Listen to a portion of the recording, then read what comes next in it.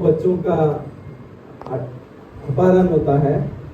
जब भी बच्चा पैदा होता है और नेक्स्ट डे वो बच्चा मिलता नहीं है ढूंढने से भी। तो एक बार ऐसा होता है, भगवान कृष्ण के मतलब द्वारका में अर्जुन आया रहता है, मतलब अर्जुन वहाँ आते रहते, मतलब उन लोग आपस में दोनों मित्र है तो हमेशा आना जाना रहता है। तो एक बार अर्जुन द्वारका आए थे, तो वहाँ जैसे वो उनका जो पैलेस है जो उसमें गए, तो एक ब्राह्मण जोर जोर से चिल्लाने लगा कि वो बोलने लगा कि ये क्या क्षत्रिय है आप लोग, किसी महाराजा का क्या मतलब है, राजा प्रजा का प्रोटेक्शन करना चाहिए, मतलब उनका जो भी दुख है वो दूर करना चाहिए। मेरा हर टाइम जब भी मुझे बच्चा होता है नेक्स्ट डे बच्चा अपहरण हो जाता है। तो ऐसे बहुत साल से हो रहा था, तो ये साल भी हुआ। तो अर्जुन को रहा ना गया, क्योंकि वो भगवान कृष्णा उग्रसेन जो है उनका राजा थे, महाराजा उधर के अपना मथुरा के कभी। तो मथुरा में जब ये देखे इसका, जब ब्राह्मण का दुख देखा तो जोर जोर से चिल्ला रहा था और राजा को कोस रहा था। कि पहले जमाने में ऐसा थे, राजा ही सब प्रजा का ये देखते थे, जो भी रहन खान शान पीन जो भी है वो सब राजा ही उनको कोसते थे। ब्राह्मण लोगों को, क्षत्रिय वैश्य शूद्र सभी का वो कैटेगरी था जैसे गुना कर्म के हिसाब से। तो वो जोर जोर से चिल्लाने लगा, तो वो पूछने लगा क्या हुआ। तो वो बता रहा था कि अभी मेरा ये इतना ये हो गया, लास्ट 5-6-7 बार ऐसा हुआ है कि हर बार बच्चा होता है तो बच्चे को कोई अपहरण करता है और मिलता नहीं है बच्चा कहाँ गया, और मर जाता है, मतलब बच्चा मर भी जाता है बच्चा।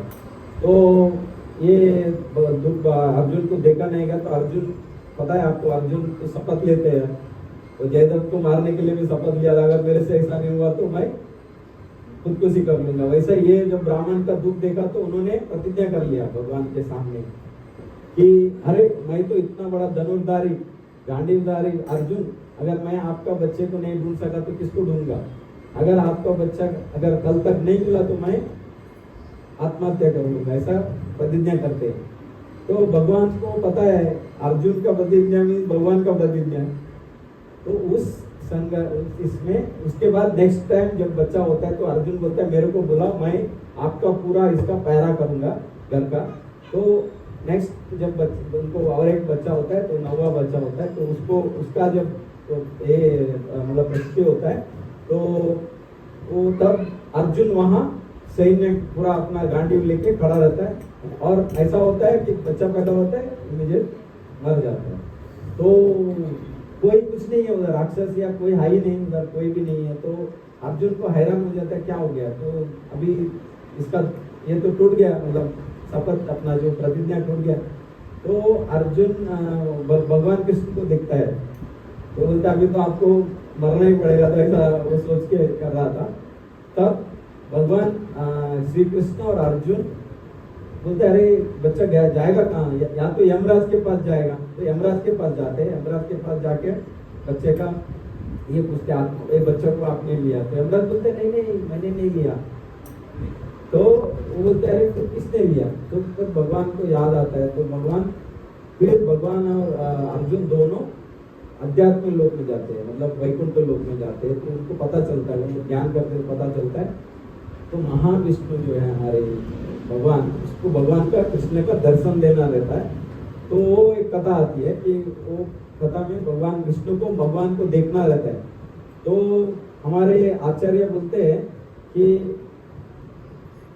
ये तो हमारे जो आचार्य शीला कृष्ण अपना विश्वनाथ चक्रवर्ती, हमारे जो आचार्य शीला विश्वनाथ चक्रवर्ती, वो बोलते हैं कि अरे ऐसा है तो भगवान को, महाविष्णु को भगवान कृष्ण को मिलना है तो द्वारका में आके मिल सकते थे या मथुरा में आके मिल सकते थे।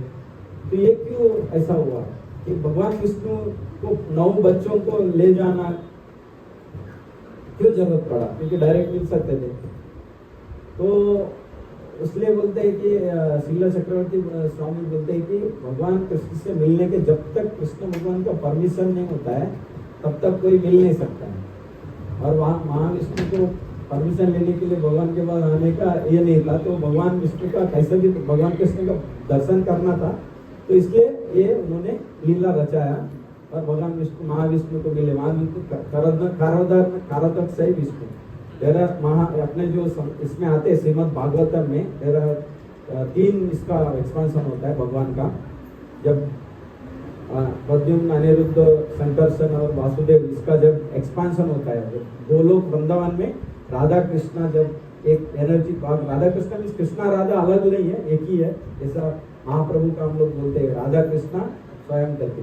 तो राधा कृष्ण जब उनको लगता है कि लीला करना है तो उनका एक्सपांशन होता है, वो थोड़ा डीप स्टडी है उसका, वो थोड़ा उसमें बड़ा, उसमें भी 1 घंटे का लेक्चर दे सकते हैं हम लोग। तो महाविष्णु का ये होता है एक्सपांशन।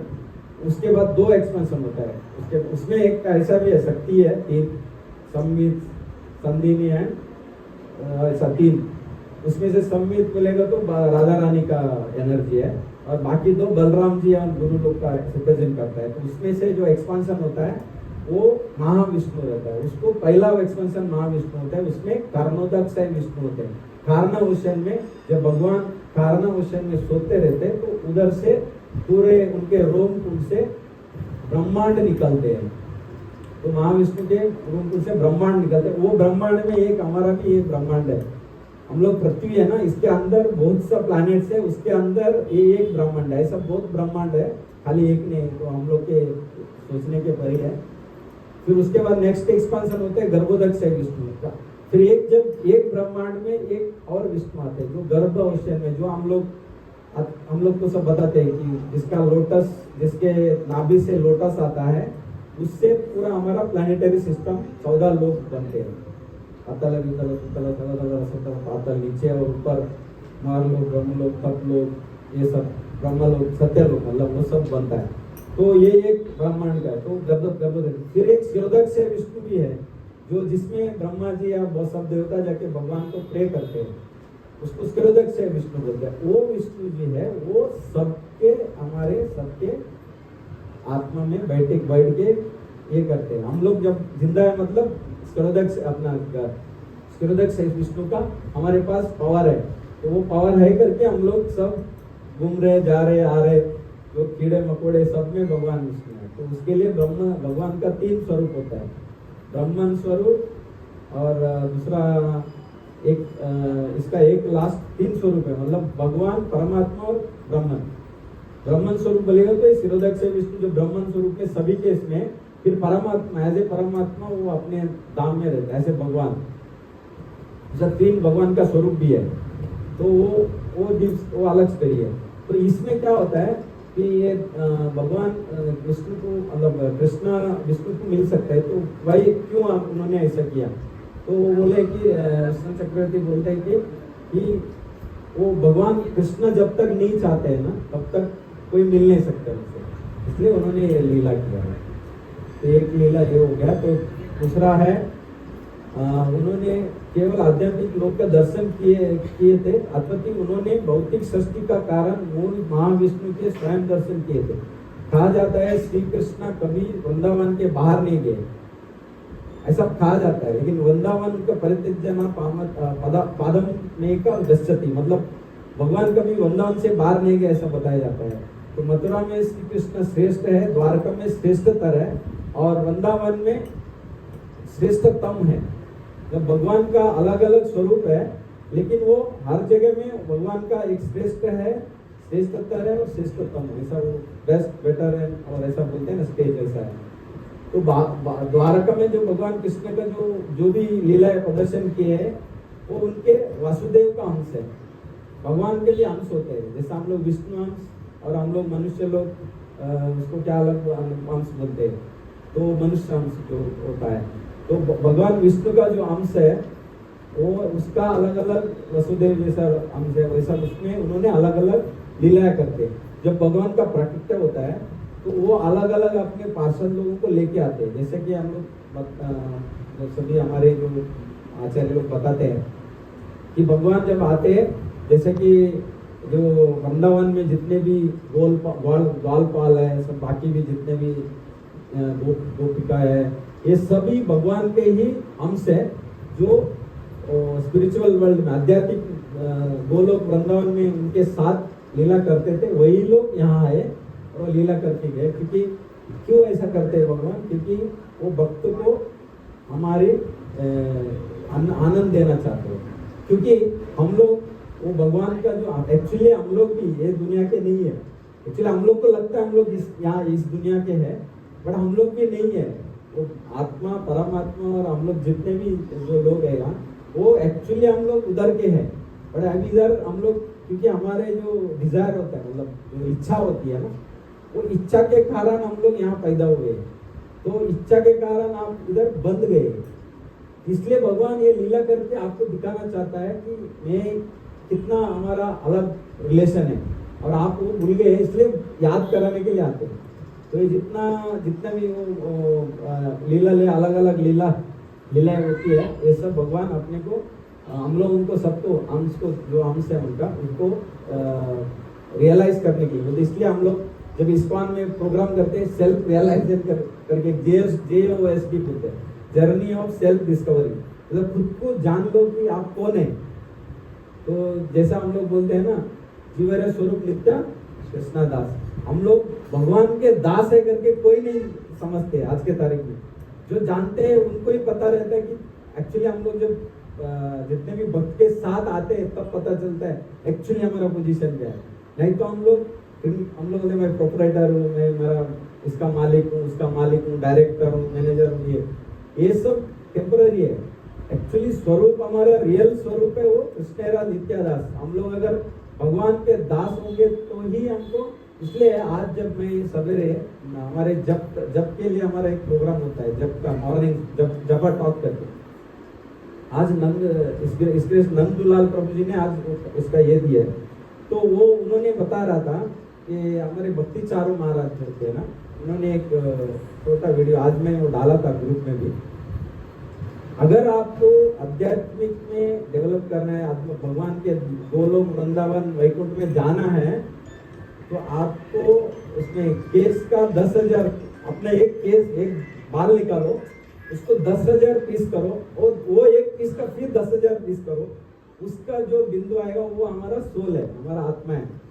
जिस दिन हमारा जो व्यक्तित्व है वो लेवल का आएगा, प्रणादपि सुनिचेना तरुरा सुना, वो सही सुना, वो जो है वो लेवल जब आएगा तब आप आध्यात्मिक लोक में जा सकते हैं। ऐसा वो महाराज बोले। जब तक अगर आप में थोड़ा भी घमंड है, थोड़ा भी अगर ये है कि मैं भक्त हूँ, वो हूँ, ये हूँ, या कुछ भी है, तो वो इंटर नहीं कर सकते वो, क्योंकि वैकुंठ का द्वार इतना छोटा है। उस लेवल पे जब आओगे, जैसा भगवान चैतन्य महाप्रभु का शिष्टाष्टकम में वो बताते हैं, चेतो दर्पणा मार्जनम उभव, वो सब बहुत बढ़िया है। वो हम लोग एक्चुअली भक्त लोगों को उसका स्टडी करना चाहिए। 8 श्लोक है, रोज पठन करिए और उसको ध्यान में देखिए, तब आपको पता चलता है भक्ति क्या चीज है। नहीं तो भक्ति खाली आया मंदिर में नमस्कार किया गया, वो सब भक्ति नहीं है। कल भी एक मैसेज आया था, भक्ति मीन्स खाली संडे का प्रोग्राम नहीं है। अगर भक्ति करना है तो डेली कुछ ना कुछ आपको एक्टिविटी करना, साधना करना पड़ेगा, तब जाके भक्ति आपके अंदर में आ जाएगा, अदरवाइज भक्ति नहीं आ सकती है। तो हम लोग वही डिस्कस कर रहे थे। तो बस श्री कृष्ण द्वारा नाम का विभिन्न अंशों तथा अवतारों का अंश के द्वार होता है। जितने भी लीला होता है ना, उनके अंश के द्वारा। अर्जुन क्यों दुविधा में थे? श्री कृष्ण आध्यात्मिक लोक में कर्णदक्ष विष्णु से मिलने गए, जिसका पूर्ण चर्चा शीला विश्वनाथ चक्रवर्ती, जैसा मैंने बताया। अरे गड़ी बंद हो रहा। तो श्री कृष्ण का दर्शन के लिए अत्यंत उत्सुक थे कौन? महाविष्णु। तब जाके ये लीला बनाया उन्होंने, क्योंकि उनको मिलना था। क्योंकि भगवान को भी कृष्ण अवतार जो है उसको अवतार ही माना जाता है। हम लोग जब, और हमारे जो आचार्य लोग बोलते हैं कि कृष्णा का अवतार जो है ना, नॉर्मल अवतार नहीं है, वो अवतार ही है। अवतार मीन्स उनके परे और कोई नहीं है। अगर हम लोग जब भी पूजा करते हैं तो लास्ट में कृष्णा अर्पण मस्त बोलते, लास्ट में एंड में कायेन वाचा मनसेंद्रिय वा बुद्ध्यात्मना सर्व, जो भी नारायण के समय, नारायण मीन्स कृष्णा ही है। और ओम कृष्णार्पणमस्तु ऐसा करके बोल के ही पूजा को खत्म करते हैं, क्योंकि यज्ञ का जो यज्ञेश्वर है वो कृष्णा है, बाकी कोई नहीं है। क्योंकि उसी के लिए, इसके लिए नारायण स्वरूप, भगवान का नारायण स्वरूप है, नर नारायण। जैसा अर्जुन है, ये जो अर्जुन और कृष्ण जो है नर नारायण के एक स्वरूप है। तो अलग अलग अवतार में अलग अलग कथा आती है, जो भागवतम में अलग अलग जगह आती है। तो अन्य प्रश्न भी उठाया जा सकता है। भगवान को ब्राह्मण देव के रूप में जाना जाता है, इसलिए ब्राह्मणों का मतलब ब्राह्मण को जो भी तकलीफ है वो भगवान का तकलीफ है। इसलिए गो ब्राह्मण हिताय च करके एक श्लोक आता है। आप जब हम लोग भी जब सवेरे बोलते हैं तो गो ब्राह्मण का अगर ये करने, जो हम लोग प्रसाद अगर भगवान को रखते हैं तभी हम लोग वो देते हैं ना। तो ऐसा वैसा है हर एक इसमें ब्राह्मण लोगों का भी। इसलिए एक के बाद 90 पुत्र का हरण तक एक ब्राह्मण ऐसा शोक को भयंकर स्थिति में डालने का भगवान की रुचि क्यों थी? भगवान को शोक, एक ब्राह्मण को उसमें वो शोक में डालने का रुचि क्यों थी? ऐसा वो विश्वनाथ चक्रवर्ती शिला विश्वनाथ चक्रवर्ती बोलते। उत्तर है कि भगवान महाविष्णु श्री कृष्ण के दर्शन के लिए इतने उत्सुक थे कि ब्राह्मण के कष्ट देने में भी नहीं हिचकिचाए। यद्यपि ब्राह्मण को कष्ट देना वर्जित है, तथापि भगवान विष्णु श्री कृष्ण के दर्शन के लिए इतने उत्सुक थे कि उनके दर्शन के लिए कुछ भी करने के लिए रेडी तत्पर थे, मतलब कुछ भी करने को रेडी थे। तो आपने प्रत्येक पुत्रों को खोने का पश्चात ब्राह्मण राजमहल में आकर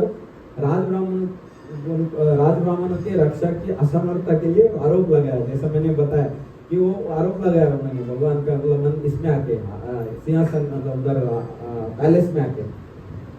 तो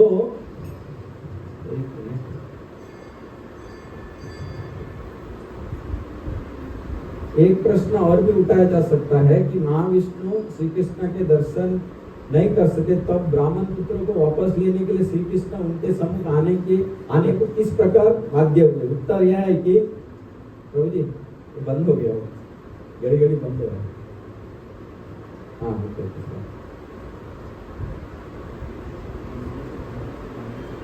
हाँ, तो इसमें एक और भी ये आता है कि जन्माष्टमी में हम लोग सबसे पहला किसको हम लोग ये देना चाहिए, हमारे मतलब धन्यवाद देना चाहिए। तो कल 2 दिन पहले मैंने और एक कथा सुन रहा था, तब बता रहे थे कि सबसे पहले हम लोग देवकी एवं वसुदेव को करना चाहिए। क्यों? क्योंकि भगवान को प्रकट करने के लिए उन्होंने कितने कष्ट सहे, वो उस कथा में आती है कि बोलते हैं कि हमको हमारा एक बच्चा अगर है, तो बच्चे को जरा सा भी परोस आया तो कितना दुख होता है। तो हमारे आचार्य बता रहे थे, हमारे इस्कॉन के आचार्य में त्रिपाठी के थे, वो बता रहे थे कि एक बच्चे को, पहले बच्चे को वसुदेव का जो हुआ, उसको कंस के सामने जाके रखा, जिसका मुझ में 10,000 हाथी का बल, वो छोटा बच्चे को लेकर अपने दीवार पे मार, उसके आंखों के सामने दीवार में मार के उसका पूरा रक्त सिद्ध कर दिया।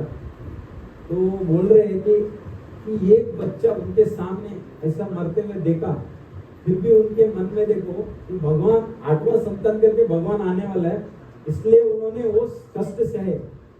तो इसलिए हम लोग ऐसे एक नहीं, 6 पुत्र का उसका मतलब हर एक जो भी होती थी 6 पुत्र को उन्होंने जाके उसको दिया, और 6 पुत्र का वही हाल हुआ। तो भगवान को मतलब उनको भक्त को कैसा रहना चाहिए वो बता रहे उसमें, कि प्रभु जी बता रहे थे कि भक्त को कैसा रहना चाहिए। अभी एक अगर किसी को कष्ट आता है, उससे कुछ अच्छा होता है, तो ये समझने का कि भगवान का लीला है। तो वसुदेव देवकी को 6 पुत्र का दुख सहना पड़ा, क्योंकि उनको भगवान को प्रकट करना था। तो हमें भी जब हम भक्ति में आते हैं, तो आप जब भक्ति में आते तो बहुत कष्ट आएगा, अलग अलग तरीके से आएगा। कोई बीमार पड़े या कोई और कुछ हो, नौकरी का कुछ गड़बड़ हो जाता है, कोई बॉस आपको ये करेगा, कुछ ना कुछ ऐसा होता रहेगा। लेकिन आपका मन में अगर, दिल में अगर भगवान कृष्ण को प्रकट करना है, तो आपको वो सहना पड़ेगा। जिस दिन आप में वो क्षमता आ जाएगी और भगवान हर बार भगवान का ही इसमें अगर आप रहेंगे तब जाके आप ये चीज को समझ सकते हैं। ऐसे मतलब हमारे जो आचार्य लोग बता रहे हैं।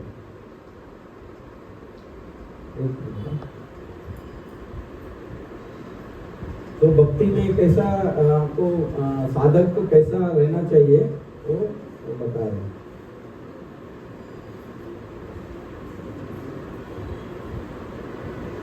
हाँ, आध्यात्मिक जगत में यात्रा करने के उपरांत अर्जुन ने निष्कर्ष निकाला कि भौतिक जगत अथवा आध्यात्मिक में व्यक्ति को कोई भी वैभव प्रदर्शित कर सकता है। वह सब भगवान श्री कृष्ण के उपहार है। समझ गए ना आप? एग्जाम्पल बता रहे हैं कि ये भौतिक दुनिया में अगर आपके पास कुछ ऐश्वर्य है, बहुत पैसे है या घर है, गाड़ी है, वो है, ये रिप्लिका ऑफ आध्यात्मिक है। आध्यात्मिक वर्ल्ड में जो है ना उसका रिप्लिका है, लेकिन ये दिखाने के लिए। तो आपको ये समझना चाहिए, ये नहीं समझना इधर वो देख के उसमें अटैच नहीं होना चाहिए आपको। ये बोलना चाह रहे हैं कि जो दिखता है आपको ऐश्वर्या, बहुत लोगों क्या हो जाता है, आपका ऐश्वर्य दिखते है तो आदमी लोग उसी में खुश हो जाते हैं, फिर भगवान भक्ति सब भूल जाते हैं, क्योंकि वो खुशी मिलती है ना, उसमें एंजॉय करते हैं। ये जो है ना, ये इसीलिए बोल रहे हैं कि ये सब जो है ना, ये भगवान का लीला है कि वो आपको देते हैं ऐसा कि नमूना है मतलब आपका स्पिरिचुअल वर्ल्ड में इससे बहुत ज्यादा है, मतलब 1000 टाइम ज्यादा है। इसलिए आप अगर इधर चिपक के रहेंगे, इधर ही रह जाएंगे। अगर आपका जिस दिन ये जो मेंटालिटी है वो आपको इधर छोड़ने का अगर आ गया, इसलिए बोलते हैं ना, राम भगवान का 6 ऐश्वर्य में एक है परित्याग, क्या बोलते हैं उसको, रिनाउंसिएशन, परित्याग मतलब त्याग करना। वो एक क्वालिटी है। वो अगर भगवान का 6 ऐश्वर्य में अगर हमारे में वो परित्याग करने का अगर क्वालिटी नहीं आया तो हम भक्त नहीं बन सकते। फिर आपका वो ट्रगल नहीं स्टार्ट होगा। तो इसलिए वो बता रहे कि और कृष्ण और भगवान महाविष्णु को भेंट करने वाला मैं जब बता रहा था, और उसी के कभी कभी नर नारायण भी कहते हैं, भगवान को नर नारायण, जैसे मैंने बताया।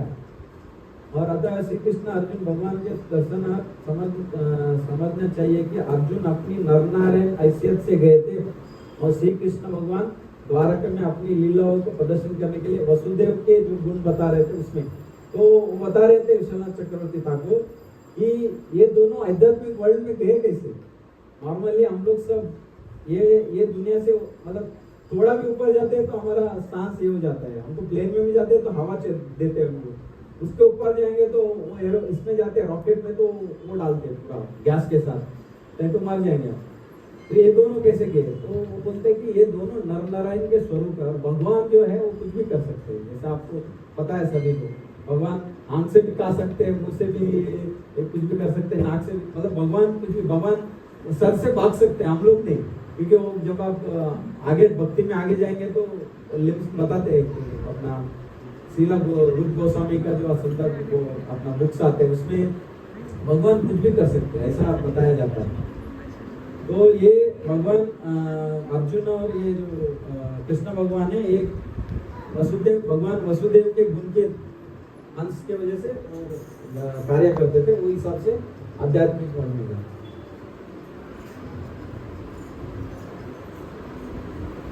श्री कृष्ण की लीलाओं में अंतिम भाग श्रीमद् भागवतम 10वां कंद और 9वां अध्याय में है। ये जो अलग अलग जो भगवान के जो लीला है वो है। इस अध्याय में श्रील सुखदेव गोस्वामी स्पष्ट करना चाहते हैं कि किस प्रकार अपने समस्त ऐश्वर्य सहित श्री कृष्ण द्वारका में सुखपूर्वक निवास करते थे। जब भगवान द्वारका में, जब भगवान मालूम है आप सभी को द्वारका क्यों बना, जब मथुरा में वृंदावन में, जब भगवान मथुरा से वृंदावन गए, वृंदावन में भी बहुत असुर लोग आए, जैसा कि पूतना आई, बहुत से अलग अलग सत्तासुर क्या क्या असुर आए। तो लास्ट 15 दिन पहले मैं जब भी हमारे कर्नाटक में एक मैंने क्लास दिया था, उसमें भक्तासुर और वो बकासुर, उसका हमने कथा किया था। कैसा बकासुर आके मुंह खोल के सब अंदर जाते, वैसा तो कृष्णा के इसमें लीला जो है ऐश्वर्य भगवान सुखपुर में रहते हैं, लेकिन ये सब ऐश्वर्य भगवान के भगवान द्वारका में रह कर देते थे। द्वारका का जो वर्णन है ना यहाँ आ रही है अभी कि श्री कृष्ण का शक्ति के ऐश्वर्य प्रदर्शन पहले उनके विभिन्न लीला उसमें हो चुका है। अब यहाँ प्रदर्शित किया जा रहा है कि द्वारका में उनके निवास में किस प्रकार के संपत्ति तथा सौंदर्य और उनके ऐश्वर्य को प्रदर्शित किया है कि भौतिक जगत में आध्यात्मिक का ही एक विकृत प्रतिबिंब है। मैं जैसा बताया ना कि भगवान का जो द्वारका का जो ऐश्वर्य है वो बताया जाता है कि भगवान के सबको पता है 16,108 रानियां थी। 16,100 रानियां को उतने बड़े बड़े महल थे। 16,000 को 108 को अलग अलग महल थे, उसमें से 8 मेन रानियां थी जो रुक्मिणी सत्यभामा ये सब 8 रानियां बड़े जो थी, और बाकी 16,100 सबके लिए अलग अलग महल, और अलग वो महल में विभिन्न तरह के मोतियां ये सब अलग अलग हीरे जवाहरात ये, और उसमें वो सोचने से आता है ना उसको क्या बोलते हैं पारसमणि, कि अगर उनके जो रानियां थी उनको अगर कुछ चाहिए तो मांगने का जरूरत नहीं, वो सोचे तो आ जाती थी। तो इतने ऐश्वर्य, तो इसलिए यहाँ बता रहे विश्वनाथ चक्रवर्ती ठाकुर बता रहे कि उनका ऐश्वर्य इतनी थी, वो भी एक प्रतिबिंब है आध्यात्मिक, जो मैं बता रहा था आध्यात्मिक लोक में जो ऐश्वर्य है उसका प्रतिबिंब है, एक मतलब चुटकी है। अगर आप इसीलिए भगवान का अगर आप भक्ति करते हैं तो उतना इजीली आपको भगवान दाम नहीं लेके जाएंगे। दाम देने के लिए उसके लिए क्वालिटी अपना वो क्वालिटी डेवलप करना पड़ेगा। जैसा कि हम अमेरिका जाते हैं तो वीजा प्रोसेस होता है, तो वीजा प्रोसेस है तो कितना क्वेश्चन करते हैं, बुलाते हैं, क्यों जा रहे हैं, क्यों कैसा है, क्या है, कैसा है, तुम्हारा कितना प्रॉपर्टी है, कितना पैसा है, ये जाके उधर एस्केप हो जाएगा और उधर का सिटीजनशिप ले लेगा, इसलिए ये सब इतना क्वेश्चन कर। जब वो फिट होता है क्वालिफिकेशन में बैठ जाता है तब उसका वीजा प्रिंट ये होता है, पास होता है और वो आगे जा सकता है। वैसे ही आध्यात्मिक जीवन में जो भक्ति में आप अगर क्वालिटी डेवलप करेंगे तो ही आपको एंट्री है, अदरवाइज नहीं। तो ये इसलिए ये ऐश्वर्य आपको दिख रहा है, सबको लगता है लुक्रेटिव लगता है ना कि इतना पारसमणि है, वो है, ये है, वो द्वारका का बता रहे, तो उसका वो रिप्लिका बोल रहे हैं। तो अभी आप सोचो आध्यात्मिक वर्ल्ड में कितने खुशी और क्या क्या होगा। तो श्री कृष्ण लीलाओं के अंतिम भाग इसमें बता रहे थे, वही है। तो ये भौतिक जगत में संपत्ति तथा सौंदर्य ऐश्वर्य आध्यात्मिक प्रतिबिंब है, तो समस्त ऐश्वर्य सर्वोच्च माना जाता है। अतः यह श्री भगवान के रूप में श्री कृष्ण ने इस लोक में निवास किया तथा उस अवधि में सौंदर्य तथा संपत्ति और उनके ऐश्वर्य का तीनों लोकों में कोई तुलना नहीं कर सकता है। जो भगवान का द्वारका का जो ऐश्वर्य है वो तीनों लोकों में उनका कोई तुलना नहीं है।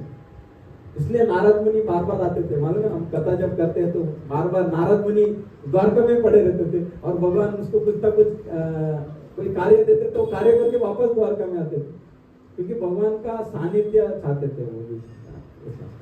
तो आगे बता रहे श्री कृष्ण के 16,000 सुंदर पत्नियां थी, 16,108 तथा महत्वपूर्ण बात यह है कि द्वारका में इन हजारों सुंदर को एकमात्र पति के रूप में रहते थे, पति भगवान कृष्ण जैसा रहते थे।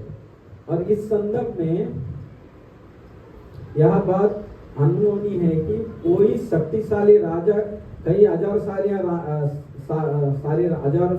रानियां रखते थे, यद्यपि ऐसे राजा इतनी सारी पत्नियों को एकमात्र पति हो सकते, किंतु वह एक साथ उन सबको भोग नहीं कर सकता था। मतलब भगवान कृष्ण का कथा में आती है, जब भगवान कृष्ण अपने जो पैलेस है, जो उसको हिंदी में क्या बोलते हैं, पैलेस, राजमहल, जब राजमहल में उनका कार्य खत्म करके जब रिटर्न जाते थे तो 16,108 रूप लेके हर एक घर में जाते थे। ये जो है ना, इसका जो लीला है वो नारद मुनि बताते हैं। नारद मुनि का जब कथा आती है ना तब नारद मुनि बताते हैं नारद मुनि जब भी जो भी घर में महल में जाते थे, राजमहल में जाते थे, वो महल में वो कृष्णा भगवान कुछ ना कुछ या तो बच्चे को लेके खेलवा रहे, या किसी के साथ खाना खा रहे, किसी के साथ कपड़े भी धो रहे हैं, ऐसे भी मतलब भगवान कृष्ण एक ऐसा मतलब कि वो 100% गृहस्थ थे कि, और नारद मुनि बोलते हैं कि भगवान का अलग अलग रूप देखे, वो अलग अलग महल में अलग अलग, तो जब वो महल अपना पैलेस से निकल के जब जाते थे तो 16,108 रूप लेके हर एक रानी के पास रहते थे। वो खूबियां हैं, वो हमारे पास है क्या? अभी बहुत लोग आज के दुनिया में जो नास्तिक जो लोग हैं वो लोग बोलते हैं अरे तुम्हारे भगवान को 16,108 रानी है, तो हम लोग बोलते 16,108 रूप ले सकता है क्या आप? तो आप उनके लिए आप ये कर सकते हैं, उनका क्या बोलते हैं उसको, प्रयास करते हैं ना सब, तो वो कर सकते हैं।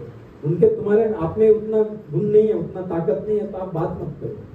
क्योंकि हमारे कथा में पहले ऐसे भी आया है, तो एक बार हमारे प्रभुपाद के जो शिष्य थे ना अमेरिका में, एक बार जब ये लोग इनिशियली जब इस्कॉन स्टार्ट किया तो बहुत ओपोजिशन था, क्योंकि बहुत सब डिवोटी लोग जुड़ गए इस्कॉन में और इस्कॉन एकदम स्प्रेड हो रहा था। तो ये जो मिशनरी जो चीज है ना, तो अलग कम्युनिटी के वो लोग को बुरा ये लगा, मतलब कि हमारे लोग इधर जा रहे हैं वगैरह, तो वो लोग ने केस कर दिया इस्कॉन के ऊपर कि ये इस्कॉन कल्ट है वगैरह करके।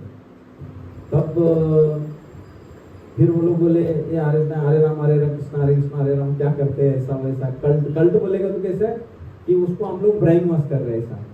तो केस हो गया, तो केस में कोर्ट में चला गया, तो फिर वो हमारे जो प्रभुपाद के शिष्य थे वो भी बहुत होशियार थे, तो प्रभुपाद बोले कुछ मत करो, खाली श्रीमद् भागवतम लेके जाओ मेरा, वो क्वेश्चन पूछेगा आप श्रीमद् भागवत का एक श्लोक बोलना और शिफ्ट में। तो ये ऐसा चला, बहुत दिन चला। तो फिर बाद में क्या हुआ, उनका एक शिष्य था जो यूनिवर्सिटी में काम करते, यूनिवर्सिटी का हेड था ना, वो जज को जानता था, तो जज ने पूछा उसको अरे हरे राम हरे कृष्णा वाले इसका क्या है? तो बोला नहीं वो जो प्रोफेसर था वो बताया कि नहीं ये दे आर वेरी ऑथेंटिकेटेड ऐसा वैसा बताया। तभी वो बताया, मैं स्टोरी ये बता रहा था। तो जज ने एक क्वेश्चन पूछा, तुम ये करते हैं ना भगवान को सन्यास जैसा ब्रह्मचारी बनते हैं, भगवान का नाम में ओत लेते हैं ना हम लोग, तो बोलते आप लोग ऐसा क्या करते हैं, नाम चेंज करते हैं, आपका नाम भी दीक्षा होता है ना, जब दीक्षा होता है नाम दीक्षा होता है, ब्रह्मचर्य दीक्षा, ब्राह्मण दीक्षा वो सब होता है, तो आप ऐसा कैसा कर सकते हैं, आदमी को ब्रेन वॉश करके उसका नाम चेंज करते हैं। तो उन्होंने बोला आपका क्रिश्चियन में भी वो होता है, बोलता है आप भी क्या करते हैं, जब ये नन और ये जो बनते हैं ना ब्रदर जो भी बनते हैं, जो फादर बनते हैं, वो भगवान के नाम पे वोट लेते हैं। तो अगर हमारे भगवान को 16,108 रानियां हैं, तो अगर आप ये जो नन बनते हैं तो उनका भी ऐसे ही प्रोसेस है, भगवान यीशु क्रिस्ट के नाम पे वो लोग वोट लेते हैं कि आज के बाद मैं भगवान यीशु का 100% ये वो करके देते हैं। तो इसका मतलब ये है कि आपका भगवान को 2 लाख 10 लाख जितने भी नन है उसका शादी हो गया, ऐसा नहीं है ना।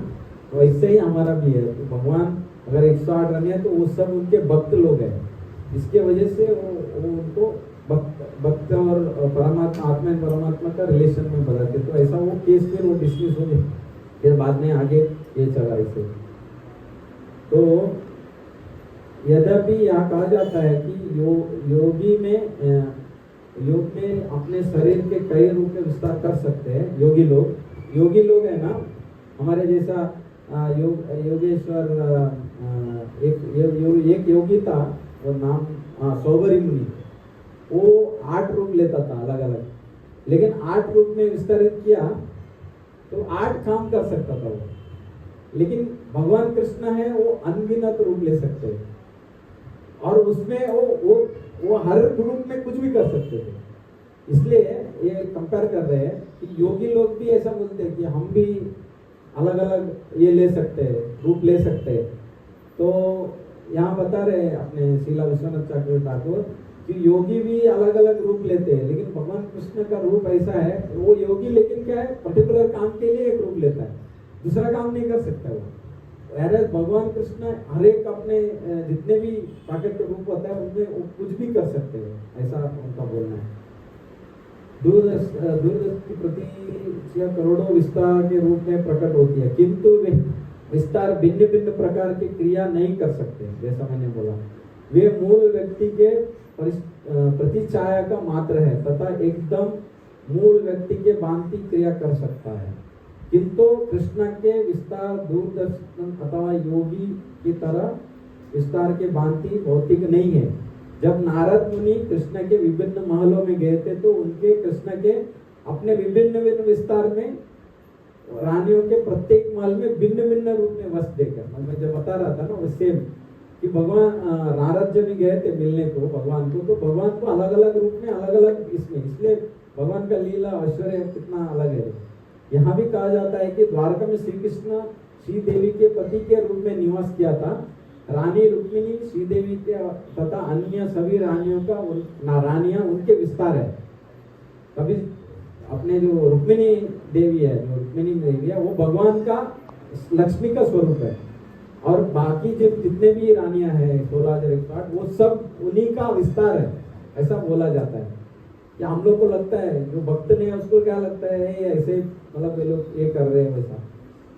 अंत वैष्णव वंश में प्रमुख श्री कृष्ण ने पूर्ण श्री देवी का साथ थे। श्री कृष्ण की रानियों की नित्य, और श्रीकांत में के रानियां जितना थी वो नित्य युवती रहते थे और सौंदर्यमय कहा जाता है। यहाँ बता रहे श्रील चक्रवर्ती ठाकुर अपने इसमें एक्सप्लेनेशन में कि उनको 10-10 बच्चे थे सभी रानियों को, लेकिन जब 10 बच्चे होने के बाद भी उनका जो सौंदर्य है वो 16-20 साल 15-20 साल के युवती जैसे ही थे। तो वो नॉर्मल लोग नहीं थे, मतलब उनका बोलने का मतलब ये है कि they are from the spiritual world. और यद्यपि श्री कृष्ण के पौत्र और पति प्रवृत्त मतलब उनके बच्चे को भी बच्चे थे, और उनका जो नंबर आता है ना वो देख के आप हम लोग सब हैरान हो जाएंगे कि भगवान का जो वंश का जो क्वांटिटी मतलब पॉपुलेशन है वो आज का पॉपुलेशन पूरे विश्व का पॉपुलेशन के उतने पॉपुलेशन थे उनके तभी। तो भगवान के लीलाएं अलग है, हम लोग हम समझ भी नहीं सकते। तो वो बता रहे कि उनका पौत्र और परपौत्र थे, यद्यपि ना तो कृष्णा या ना रानिया 16 अथवा 20 वर्ष के आयु पर नहीं दिखते थे। समझ गए ना? तो भगवान का जो लीला है, इसलिए भगवान जब महाभारत का जब युद्ध हुआ तो भगवान का उम्र कितना होगा सोचो आप, कितना था उम्र? भगवान 125 साल के थे, लेकिन उनका जो स्वरूप और उनका जो देखने का जो था वो 16-17 साल का लड़के जैसे थे। इसीलिए वो भगवान है। हम सब बोलने के लिए वो इसीलिए he is called supreme personality of God है। तो आगे बता रहे हैं, तो वे सदैव उत्तम वस्त्रभूषण धारण करते थे जो रानियां जो थी। तो श्री कृष्ण 16-20 वर्ष के अधिक थे। किशोरी रानियां इतनी सुंदर थी कि जब वो चलती थी तो वो आकाश में चलने वाली चपला की समान प्रतीत होती थी। जो आकाश में जो ये चलता है आपका क्लाउड वगैरह, चपला मीन्स क्या है? हाँ, चपला मीन्स क्या प्रभु? हिंदी मेरा इतना क्लास नहीं है। वो चपला जैसा दिखते थे, मतलब डिफरेंट, मतलब आपको वो जब चलते तो भी उतना अलग सुंदर दिखते थे। हाँ, अप्सरा जैसा, अप्सरा से भी खूबसूरत दिखते थे। वे सदैव उत्तम वेशभूषण धारण करती तथा सदैव नृत्य गान अथवा महलों के छत पर कंदुक क्रीड़ा जैसी क्रीड़ाओं को संलग्न रहती थी। ये रानियां जितनी थी हमारे जैसा रोती नहीं थी, मतलब हम लोग वो दुख गया ये दुख गया ऐसा नहीं। They were very happy and they dance करते थे, नृत्य करते थे, या तो भगवान के साथ खेलते थे या बच्चों के साथ, तो ऐसा थी। भौतिक जगत में रानियों का यह कृत्य तथा कंदुक क्रीड़ा मूल भगवान श्री कृष्ण तथा उनका पत्नियों का मूल लीलाओं का विकृत परिचय प्रतीत करती है। मतलब आध्यात्मिक लोक में जो चल रहा है ना उसका बिंब जैसा थोड़ा वो प्रतीक करती है। तो द्वारका में रानियां गलियों में सदैव आतियों घोड़ा रथ सैनिक की भीड़ रहती है। द्वारका में हमेशा, मतलब द्वारका का ऐश्वर्य बता रहा हूं मैं कि वहां हमेशा हाथियों, घोड़ों का, रथों का, सैनिकों का भीड़ रहती थी। अब जब हाथियां लीला जाती थी, हाथियों का कार्य लीला जाता, तब उन्हें मदिरा पिलाए जाते थे। हाथियों से काम करना रहता है तो उनको मदिरा पिलाया जाता, तो हाथियां मदमस्त में काम करती थी, ऐसा वो बोला जाता है। और उसका बड़ा एक भाग सड़क पर बिखरे देते थे, तथापि वे मत होकर गलियों में चलते थे। गलियों में जाते हुए सैनिक भली भांति स्वर्णभूषण से सज्जित थे। मतलब उनका जो सोल्जर अपने जैसा काकी पैंट पहन ये सब नहीं पहनते थे, तो सोने के विभूषण में जाते थे, उनका सब वेशभूषण। द्वार के नगर में जिस दिशा में भी दृष्टि डालो हरित उद्यान दिखता था। भगवान का जो द्वारका थी, उसमें जब भी आप किधर भी देखे तो हरित उद्यान दिखता था। और वृक्ष उद्यान व वाटिका दृष्टिगोचर होते थे, और प्रत्येक उद्यान फल और पुष्पों से लादे हुए रहते थे। तो और वृक्षों में मधुर पुष्प का वर्ष में क्या बोलते हैं, पुष्प के वृक्ष के कारण मधुर स्वर में चाहते पक्षी तथा गुंजन करते भ्रमर मिलकर मधुर का जन्म देते थे। समझ गए ना, जब उसमें फल पुष्प इतना होता था, इसका जो खुशी से पक्षियां अलग अलग आवाज करती थी, उसमें भ्रमर मिक्स करते थे, तो एक म्यूजिक लगता, मतलब एक अलग से मधुर आवाज आती थी। इस प्रकार द्वारका नगर में समस्त ऐश्वर्य का पूर्ण प्रदर्शन करती थी, और यदुवंश के वीर अपने को नगर के परम सौभाग्यशाली निवासी मानते थे, और तथा वास्तव में समस्त दिव्य सुविधाओं का भोग लेते थे। तो आप सोचो, हम लोग क्वेश्चन करते हैं ना भगवान का इतना ऐश्वर्य है क्या वगैरह वगैरह, तो ये देखो, ये हमने, मेरा नहीं बोल रहा हूं मैं, ये श्रीला विश्वनाथ ठाकुर चक्रवर्ती ठाकुर मीन्स ये हमारे जो गौड़िया संप्रदाय में वन ऑफ द बिगेस्ट ये है, मतलब विद्वान है, और उन्होंने आचार्य है, और उन्होंने ये दिया है। ये मेरा कुछ नहीं है, ये सब मैंने जो हमारा आचार्य का था वही मैं आपके सामने समझ रहा हूँ। श्री कृष्ण के रानियां सभी 16,000 महल में इस सुंदर द्वारका नगर में स्थित थे, तथा इन समस्त सुविधाओं में परम नित्य भोक्ता भगवान श्री कृष्ण स्वयं को 16,000 रूपों में विस्तारित दिए थे। मैं जैसा बोला ना, 16,108 इसमें रूप में विस्तारित करते थे। इस प्रकार उन 16,000 महलों में एक ही समय में भिन्न भिन्न रूप में रहते थे वैसा। फिर वो आगे और भी, आप अगर रियल में पढ़ेंगे ना, एक इंटरेस्ट लेके, आप आज जाओ, क्या कल जाओ, घर पे जाएंगे ना, कृष्णा बुक निकालिए और लास्ट वाला 90 चैप्टर, ये मैंने जब बना रहा था ना, ये तभी मैंने जो पढ़ा तो अभी मैं जो आगे बोलूंगा ना, वो आप हैरान हो जाएंगे। मतलब इतना स्वीट और इतना बड़ा, मतलब इतना ऐश्वर्य बता रहे हैं ना, वो मैं वर्णन नहीं कर सकता, इसलिए मैंने उसको डिलीट कर दिया, क्योंकि वो वर्णन करने का मेरा क्वालिफिकेशन नहीं है, वैसा है। क्योंकि ये सब वर्णन करने के लिए क्वालिफिकेशन लगता है, क्योंकि ये अभी हम किसमें 10वां स्कंद कब जाता है, जब आदमी पहला, दूसरा, तीसरा, चौथा, 9वां स्कंद जो पढ़ेगा, तब 10वां स्कंद आप ऑब्जर्व कर सकते हैं, मतलब उसका नॉलेज को आप समझ सकते हैं।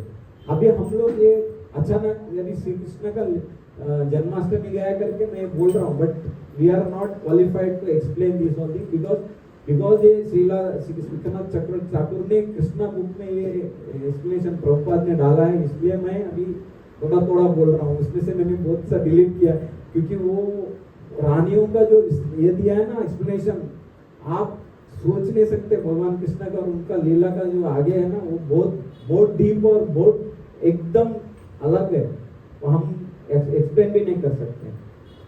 तो इसमें अभी बता रहे हैं कि इस प्रकार से उन 16,000 महलों में समस्त भिन्न भिन्न पर्यावरण कार्यों में व्यस्त थे। उन महलों में प्रत्येक में उत्तमता पूर्वक सज्जित उद्यान मतलब गार्डन, जलाशय थे। हर एक महल में ब्यूटीफुल गार्डन, ब्यूटीफुल जलाशय, जैसा हम लोग फ्लैट लेना है तो स्विमिंग पूल है क्या हुआ है क्या होता है, ये सब तुच्छ है, मतलब ये आपको लगता है बहुत अच्छा है बट इसके सामने वो कुछ नहीं है, तो उतना ब्यूटीफुल थे। और जलाशयों में स्फटिक के समान स्वच्छ जल, नील जल, एकदम ब्लू कलर का पानी रहता था और पीत श्वेत तथा रक्त वर्ण के अनेक पद्म पुष्प रहते थे। पद्म पुष्प जो कमल जो पुष्प है वो अलग अलग कलर के होते थे बोलता है वो उसमें। तो और इस कमल पुष्पों का पराग वायु द्वारा चारों ओर फैलता था। उसका जो पुष्प का जो गंध है, सुगंध, वो ऐसा फैलता था बोलते हैं। जब उधर हवा चलती थी तो फैलता था। समस्त जलाशय में सुंदर अंश बदक तथा बागुलों में पूर्ण थे। मतलब कौन सा ये पक्षी का मैं पहली बार नाम सुन रहा हूँ, मुझे भी बागुल पक्षी क्या है, कौन सा है बागुल पक्षी? I don't may be.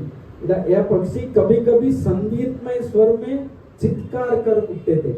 वो इतने खुश रहते थे कि वो आवाज, हाँ मोर है, बूम बोलना हो सकता है। तो कभी उन जलाशयों में तथा कभी नदियों में अपनी पत्नियों के सहित भगवान, कभी कभी उनको भगवान को लगा कि वो नदियों में उनके साथ जाके जल श्री क्रीड़ा करते थे, ऐसा बताने लगा।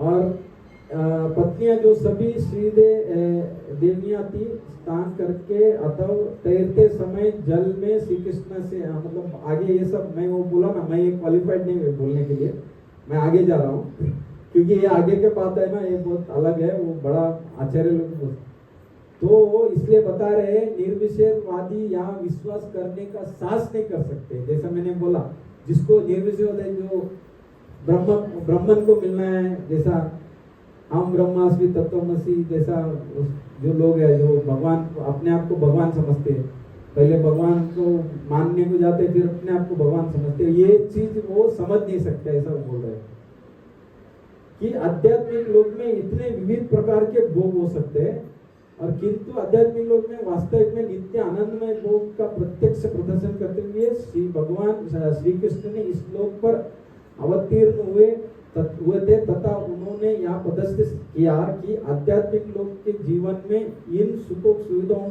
का रहित नहीं है। मतलब ये मैं जैसा पहला बोला कि भगवान ये प्रदर्शन करना चाह रहे थे कि आप अगर ये सब देख रहे हैं, ये आध्यात्मिक लोग इससे बहुत टाइम 10, 50, 1000, लाखों टाइम ज्यादा ऐसा बोलना चाह रहे। वेद केवल यह है कि आध्यात्मिक लोक में ऐसी सुविधा नित्य और तथा अनंत है। आध्यात्मिक लोक में नित्य और अनंत है। इधर तो हमको आज मेरे पास 2 बेडरूम फ्लैट है, इसमें स्विमिंग पूल है, लेकिन कल होगा कोई गारंटी नहीं है। वहां ऐसा नहीं है, एक बार आप आध्यात्मिक लोग चले गए, सब कुछ सब फैसिलिटी मिलेगा और अनंत मिलेगा। जब श्री कृष्ण इस प्रकार के सुखों में व्यस्त रहते थे, तब गंधर्व तथा गायक सुरीले संगीत में उनका यशगान करते थे और उन गानों के साथ मृदंग, नागड़ा, इकतारा, पित्तल के बिगुल आदि बजाए जाते थे। जैसा हम लोग कीर्तन में बजाते हैं ना, वैसा वो उनका तो अलग ही होगा, उन आध्यात्मिक लोग का जो स्पेशल रहेगा। हमारा कीर्तन तो उनके सामने कुछ भी नहीं होगा, ऐसा बोला है। बट हमारा भी अच्छा होता है प्रभु जी। लास्ट टाइम का जो कृष्ण जन्माष्टमी में जो कीर्तन हुआ वो अद्भुत हुआ है। हमने आज तक मतलब अच्छा ये हुआ है कीर्तन। तो समस्त वातावरण किसी प्रकार उत्साह के समान हर्षोल्लास से पूर्ण बन जाता था, और इसी उत्सव की मन स्थिति में कभी कभी भगवान की पत्नियां भगवान को पिचकारी से पानी डालना, वो सब गोली खेलते थे ना, वैसा सब। ये सब हम लोग स्किप करेंगे क्योंकि ये सब अपना ये नहीं है। परस्पर पूर्ण आनंद उठाते हुए पश्चात उठाने के बाद पश्चात भगवान श्री कृष्ण तथा रानियां बाहर आती थी। मतलब जो जल क्रीड़ा करके बाहर आते थे, फिर अपने अपने जब बाहर आते थे, ये लाइन क्यों बोल रहा हूँ मैं जब बाहर आते थे ना, वो खुशी से जितने भी उधर जो काम वाले थे, सेवक थे, उनको उनके बदन में जितने भी भूषण थे, विभूषण मतलब जो अलग अलग तरीके के आभूषण, वो सब उनको दे देते थे। तो यहाँ दान में दे देते थे। ऐसे अवसरों पर राजा और रानियां द्वारा दिए गए बहुमूल्य वस्त्र आभूषण के पुरस्कार के अतिरिक्त इन गायक और नर्तकों के पास जीवन यापन करने का एक ये था। मतलब जैसे अभी एग्जाम्पल, हम जब बच्चे थे तो हम लोग मार्केट से कुछ खरीदने नहीं थे। जब मैं अभी मेरा उम्र 56 हो गया है, तो अभी 40 साल पहले का बात कर रहा हूँ मैं, 45 इयर्स पहले की बात कर रहा हूँ। जब भी हम लोग कुछ खरीदते नहीं थे मार्केट से, हमारे पास हर आदमी आता था। हम बाजी लेने के लिए बाजी वाला आता था, हमारे से राइस लेके जाता था, बाजी देख के जाता था। या कुछ केस काटते ना, वो हम पैसा नहीं देते थे, वो पूरा साल काटेगा, लेकिन एक बार आके पूरा ये बार्टर सिस्टम बोलते हैं, ये वही है। मतलब हमारे इसमें ज्यादा साल नहीं हुआ है ये सब सिस्टम, अभी बंद हो गया, क्योंकि अभी हम लोग मॉडर्न हो गए, वेस्टर्न हो गया हम लोग। अभी क्रेडिट कार्ड ला के रिलायंस क्या इसमें जाते, मॉल में जाते, डीमार्ट में जाते। तो अभी तक मतलब वो जमाने में ऐसा था कि जो भी नृत्य करते थे या कोई व्यवसाय करते थे, वो सब एक दूसरे के आपस में, इसलिए गरीबी नहीं थी, मालूम है आपको। इसलिए हमारे देश को, भारत को सोने की चिड़िया बोला जाता है। सोने की चिड़िया क्यों बोला जाता है? क्योंकि हमारे में वो संस्कृति थी जो हम एक दूसरे को एडजस्ट करके लेते थे। मैंने देखा है, मैं हमारे जो गांव में, हमारे इधर भले हम लोग दिखने में गरीब थे, लेकिन खुश थे। ये हम लोग एक घर में 22 लोग रहते थे, मालूम है? 22 लोग एक जमाने में, 40 साल पहले का बात करो। मेरे मम्मी के 2 बहन, उसके 4 बच्चे, मैं, हम लोग 3 बच्चे और 6 बच्चे। नो प्रॉब्लम, वो कोई झगड़ा नहीं, कुछ नहीं। आज देखो 2 लोग भी रहते हैं घर पे तो झगड़ा होता है। क्यों? क्योंकि विचार में आपका गलत विचार भर दिया है। ये हमारी संस्कृति थी। देखो भगवान का लीला में ही आ रहा है कि वो बहुमूल्य मुस्लिम जो भूषण आभूषण को जो पुरस्कार में देते थे, उससे उनका दिनचर्या चलती थी। और समाज में संपूर्ण प्रणाली से योजना इतनी भली भांति की गई थी कि अपने विभिन्न पदों पर समाज के समस्त सदस्य, जैसे ब्राह्मण, क्षत्रिय, वैश्य, शूद्र, सरलतापूर्वक से अपनी आजीविका अर्जित कर लेते थे। तो आपको जाके किधर नौकरी करने का वगैरह जरूरत नहीं, आप किसी को सेवा दे दिया, उसमें आपको मिल गया आपका पूरा।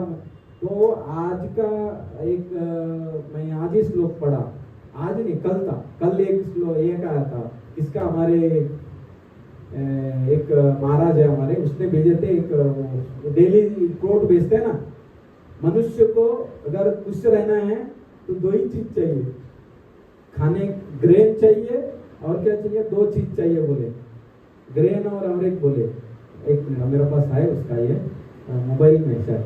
तो वो रहेंगे ना तो आपको गाय, खाने के लिए धान्य और व्यवसाय चलाने के लिए गाय।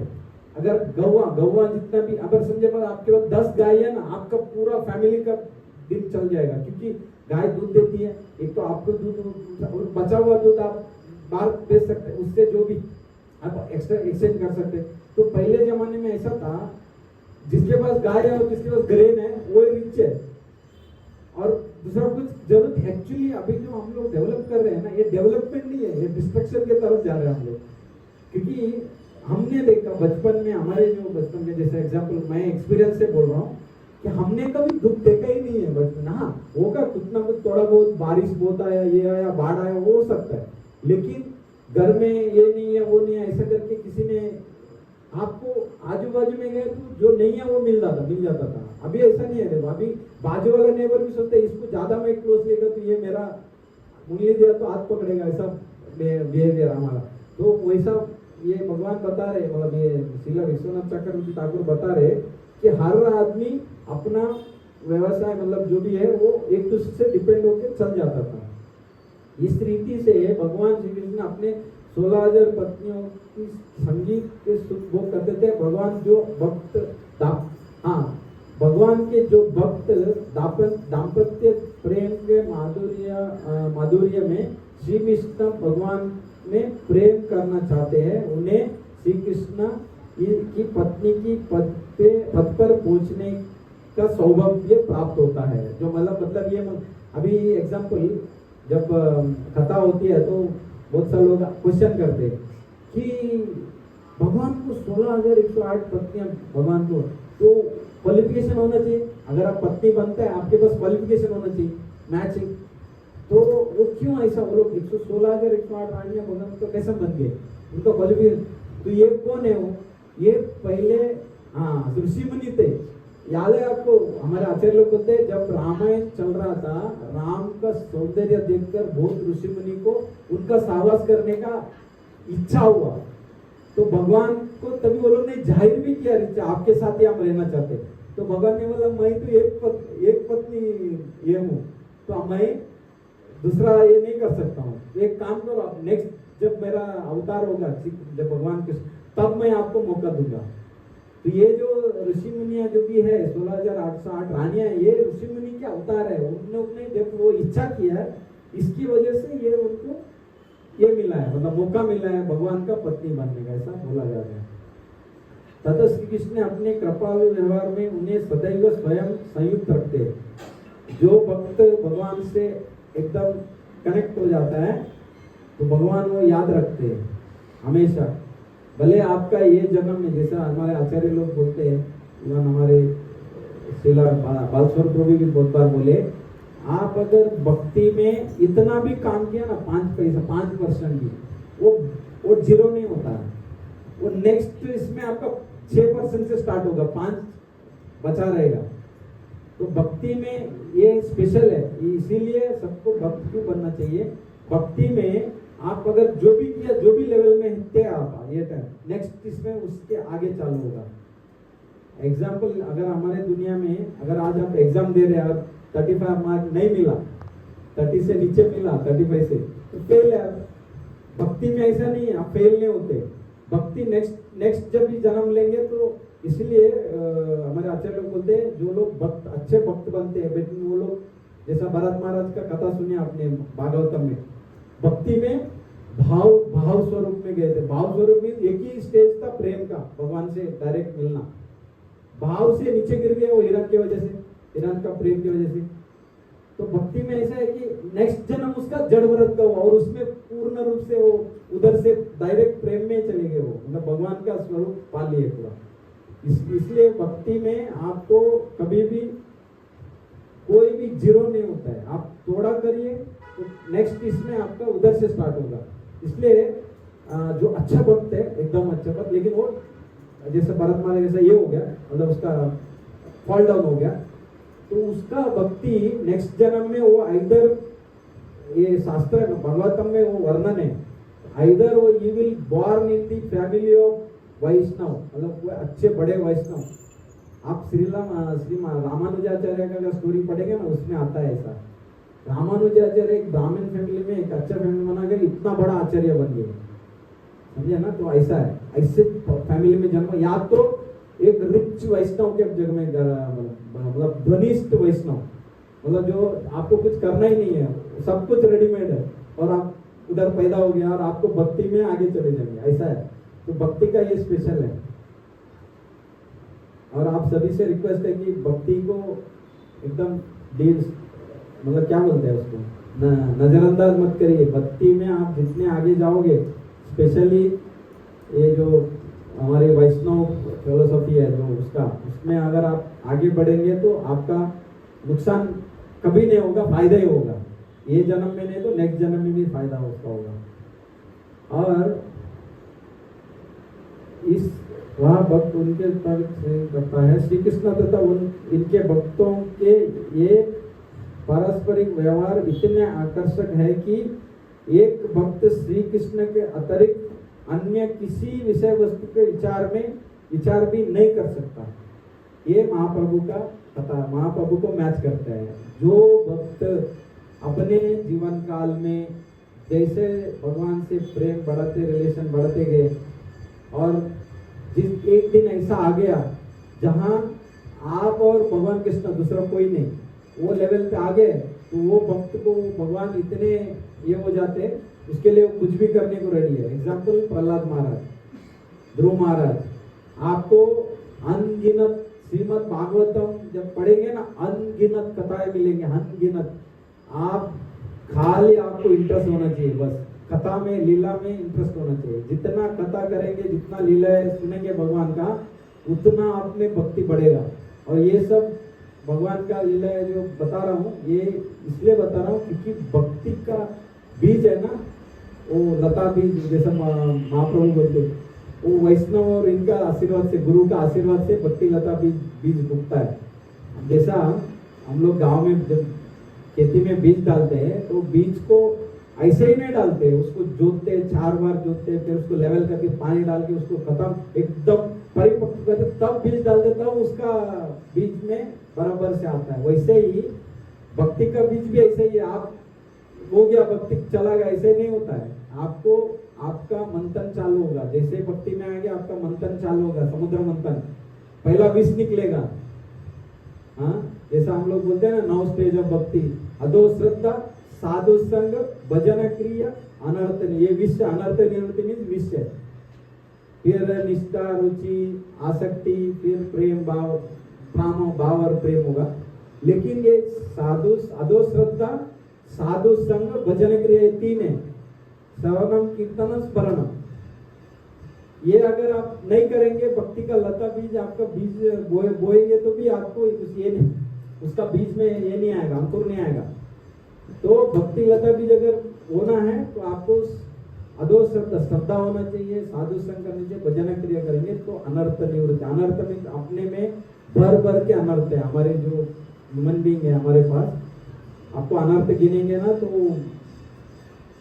अब उसका कोई लिमिट नहीं है, वो गिनते जाओ उतना अनर्थ है अपने पास। मेन तो अपना सड़वैरी है, काम, क्रोध, लोभ, मोह, मद, मत्सर, फिर 3 गुण है, 4 फॉल्ट है हमारे में इनबिल्ट। वेद का बेस में अगर आप पढ़ेंगे ना 4 फॉल्ट है। फिर अपने पास बंधन है, लाखों हजारों बंधन, फैमिली बंधन, वो बंधन, ये बंधन, पैसे का बंधन, ऐसा इतना बंधन है। आपका सोल इधर बैठा है, वो चाहता है वो बाहर आए, वो कुछ करे, लेकिन उसको इतने बंधन में जकड़ दिया है जैसा कि वो पूरा, हमको लगता है हम लोग फ्रीडम है, हम स्वतंत्र है। ये दुनिया में कोई स्वतंत्र नहीं है, सब लोग जेल में है।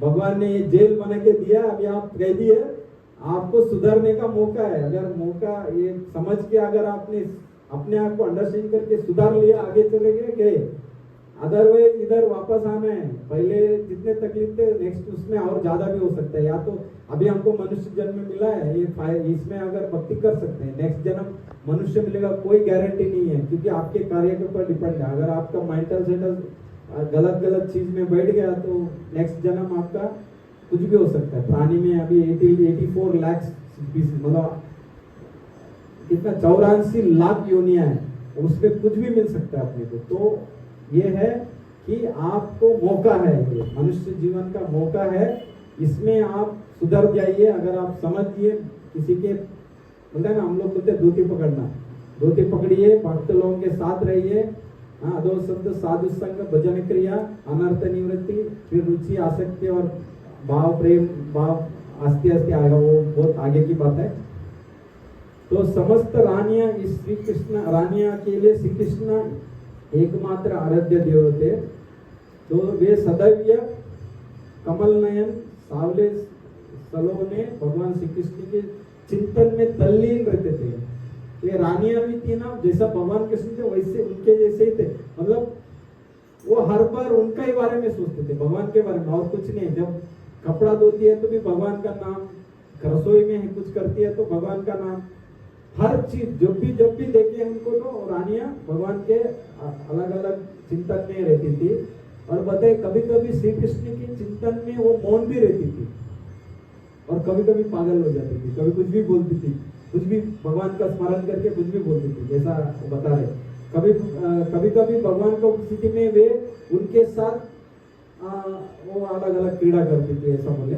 फिर इस प्रकार से कुछ तलमपुंज का वर्णन यहाँ किया जा सकता है। श्रीला सुखदेव गोस्वामी जो हमारे वन ऑफ द बिगेस्ट, मतलब ये श्रीमद् भागवतम को जो परीक्षित महाराज को सुना है वो सुखदेव गोस्वामी है। श्रीला सुखदेव गोस्वामी महाराज परीक्षित महाराज को किया है कि द्वारका में रानियों का द्वारा आत्म साक्षात्कार करने के लिए किए गए व्रतों और तपों का कोई तुलना नहीं है। उन्होंने जो भगवान को रिझाने के लिए कितने तप और कितने व्रत किए हैं उसका कोई ये नहीं है। आत्म साक्षात्कार का एक ही उद्देश्य है कि श्री कृष्ण अतएव यद्यपि श्री कृष्ण तथा रानिया के मध्य में व्यापार ठीक साधारण पति पत्नी के मध्य के व्यापार के समान प्रतीत होती थी। एग्जाम्पल हमको ये जो बता रहे हैं, दिखने में वो ऐसा लगता है कि हम जैसे वैसा वो रहते थे, प्रतीत होती थी, किंतु ध्यान में रखने की मुख्य बात यह है कि श्री कृष्ण की प्रति रानियों का अनुराग है। व्रत तथा तप के संपूर्ण प्रक्रिया का प्रयोजन व्यक्ति को भौतिक जगत से विरक्त करने तथा भगवान श्री कृष्ण के प्रति उनका अनुराग को वृद्धि करना ये है। मतलब आपको दिखने के लिए वो ऐसा लगता था कि नॉर्मल है हमारे जैसे ही, बोले ना, बहुत सारे लोग बोलते हैं जो ऐसा बिलीव नहीं करते हैं ना, बोलते ठीक है आपका भगवान वो उधर अपना वृंदावन में पैदा हुए, यशोदा माया के साथ थे, अपना देवकी के बच्चे थे, हमारे जैसे थे, ऐसा बोलते हैं। बट भगवान का लीला है, आप दिख रहा है कि कैसे अद्भुत पूर्व है, मतलब एकदम अलग है। श्रीला सुखदेव गोस्वामी महाराज ने सूचित किया कि ये वही है क्या, तुलना नहीं है, बराबर वही। आगे बता रहे हैं कि एक आदर्श गृहस्थ के रूप में उन्होंने अपनी पत्नियों के साथ निवास किया और उन्होंने वैदिक संस्कारों का संपादन किया, जिससे कि अल्पबुद्धि मानव को यह ज्ञात हो सके कि परमेश्वर को कभी भी निराकार नहीं माना जा सकता। ये सब देखते हुए उन्होंने एग्जाम्पल दिया हमारे लिए, सबके लिए, हम सब गृहस्थों के लिए, कि ये जो आदर्श गृहस्थ कैसा होना चाहिए और उनका वैदिक संस्कृति क्या है, और वो सब हमको दिखाने के लिए ये सब किए हैं, ऐसा बताया जा रहा है।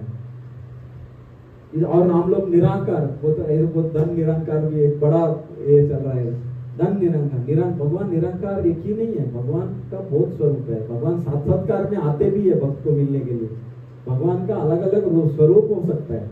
तो आप एक को पकड़ के नहीं, ऐसा है कि तपस्या, जैन संप्रदाय में तपस्या करते हैं, तपस्या के ऊपर ही बहुत बुरा है। तो भगवान एक नहीं है, भगवान संपूर्ण है। पूर्णमिदाय करके एक श्लोक आता है ईशोपनिषद में, आप पढ़ो, उसमें ईशोपनिषद ऑनलाइन मिलता है, आप पढ़ो।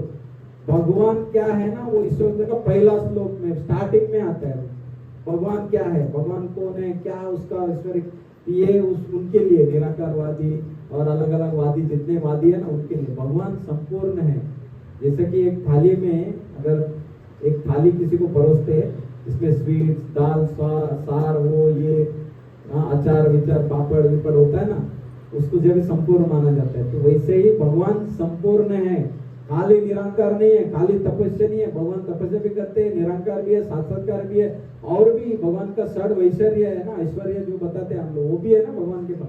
तो भगवान पूर्ण है, हम अपूर्ण को क्यों मानना है? तो ये सब चीज जब पता चलेगा, जब आप भक्त के संग में रहेंगे और भक्त लोगों के साथ मिलजुल करेंगे, तो आपके आस्ते आपको आहिस्ता आहिस्ता पता चल जाएगा। तो एक साधारण बुद्धात्मा की भांति श्री कृष्ण ने अपनी पति तथा संतानों सहित समस्त ऐश्वर्य में युक्त जीवन यापन किया। ऐसे करने के पीछे उद्देश्य वास्तव में भक्त आत्माओं के समक्ष यह उदाहरण प्रस्तुत करना था, ताकि जब जीवन के केंद्र श्री कृष्ण हो तो व्यक्ति गृहस्थ जीवन के परिधि में प्रवेश कर सकता है। देखो क्या आज क्या है, सभी फैमिली में झगड़ा, टाइम है ना अपने पास है, तो हम लोग अभी 5-10 मिनट में खत्म होगा। ये बहुत इंपॉर्टेंट क्वेश्चन है। गृहस्थ जीवन में अगर आपको ये चाहिए, अटैचमेंट बैलेंस चाहिए, मतलब बराबर से आदर्श जीवन जीना है। ये एग्जाम्पल है कि इसका ये उद्देश्य यही है भगवान का, इतने रानियों को एक साथ सब देख के सब चीज को मेंटेन करना, हर एक वैदिक परंपरा को फॉलो करना, व्रत करना, वो करना, ये सब ऐसे ही नहीं है। इससे आपको ऐसे संतान मिलेंगे, ऐसे संतान आप पैदा करेंगे जो आगे चल के बड़ा एक चेंज ला सकता है सोसाइटी में। सोसाइटी में प्रॉब्लम क्या है, वाइफ एक साइड बोलती है, हस्बैंड एक साइड बोलता है। कुएं में है जब पत्थर फेंकते हैं, एक पत्थर में वो आता है ना रिपल, क्या बोलते हैं उसको, हाँ रिपल्स बोलते हैं उसको इंग्लिश में, हिंदी में क्या बोलते हैं, तरंगे। तरंगे जब आते हैं ना तो उसी जगह और एक जगह में और एक फेंकते तो दूसरा तरंगे आते हैं, तो वो दूसरे से घर्षण करते हैं। तो आज के तारीख में कलयुग में, क्योंकि कलयुग तो 200 का पूरा भरा हुआ है, हाँ ये 200 में भरा हुआ है, तो इसके वजह से क्या होता है, हर आदमी एक दूसरे को मैं किंग, मैं हूँ, मैं प्रोपराइटर, मैं, आजकल तो वो भी आ गया इक्वालिटी, हम मैं तो सबसे, मैं लेडीज एंड आदमी दोनों में इक्वल चाहिए, ऐसा नॉट, गलत नहीं है वो, हस्बैंड वाइफ को दोनों को ये रहना चाहिए, लेकिन उसको प्रूव करने के लिए एक दूसरे को डाउन नहीं करना चाहिए। हमें दोनों एक दूसरे को एडजस्ट करके लेना चाहिए। अगर कभी तुम्हारा गलती, कभी मेरा गलती, कोई चीज में हो सकता है, तो ये सब बिकॉज ऑफ दिस, बिकॉज आदर्श कोई है ही नहीं, क्योंकि आजकल का आदर्श कौन है अपना, शाहरुख खान, सलमान खान, आमिर खान, हाँ फिर फुटबॉल क्रिकेटर, वो ये सब आदर्श है। उनके घर में क्या प्रॉब्लम है वो आप सुनेंगे तो, क्योंकि जब आपका आदर्श ही गलत है तो आपका जीवन में भी गलतियां होंगी, क्योंकि आप गलत आदमी को फॉलो कर रहे हैं। तो फॉलो क्या करना चाहिए, ये इधर भगवान कृष्ण बता रहे हैं। त्याग का उत्तम महत्व नहीं है कि जितना भगवान कृष्ण के प्रति प्रेम का अभिवृद्धि करना है, त्याग का इतना महत्व नहीं है जितना श्री कृष्ण के प्रति में प्रेम में अभिवृद्धि करना है। कृष्णा भावनामृत आंदोलन, जो हम जो इस्कॉन जो भावनामृत आंदोलन कर रहे हैं, विशेष रूप से इसी प्रयोजन के लिए हमने भगवान अपना जो प्रभुपाद, श्रील प्रभुपाद ने 1966 में अमेरिका में जाके यही देना चाहते, एक्चुअली प्रभुपाद ने ये भारत में ही ट्राई किए थे, 40 साल ट्राई किए थे। वो 1 या 2 भक्त बने थे, जो वो भी इधर कहाँ आपका प्रयागराज किधर, हाँ तो वो उन्होंने एक बुक भी लिखे थे, बैक टू गॉड, एक बुक को तभी से करते थे, अभी तो वो बहुत जगह जाती है बुक, तो वो टाइम से ट्राई कर रहे थे। बट हमारे लोग इतने वेस्टर्न कल्चर से ये थे, अटैच थे, हम लोग वेस्टर्न को कैच करते थे, मतलब वैदिक फिलोसफी को छोड़ दिए थे।